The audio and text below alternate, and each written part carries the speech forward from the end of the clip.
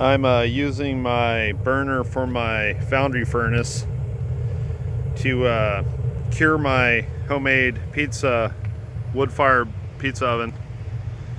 I already ran it at about 250 degrees for about 4 hours, and now I'm going to try to bring it up to about 400 degrees for several hours, and then I'm just going to fire it up to like 500 degrees for a couple hours and see how it goes. If it cracks, it cracks. It's not a big deal, but this was a fun little project that I just did on a whim, and figured maybe someone might enjoy seeing some video of it.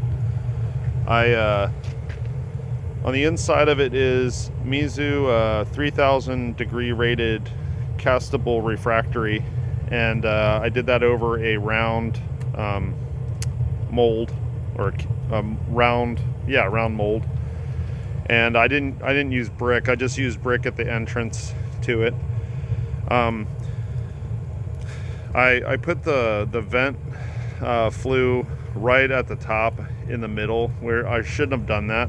I probably should have done it right about here. If it ends up not working real well because of it, I will stop that off and then move it. But I just didn't want to have to recut a hole. So we're gonna just see how it goes.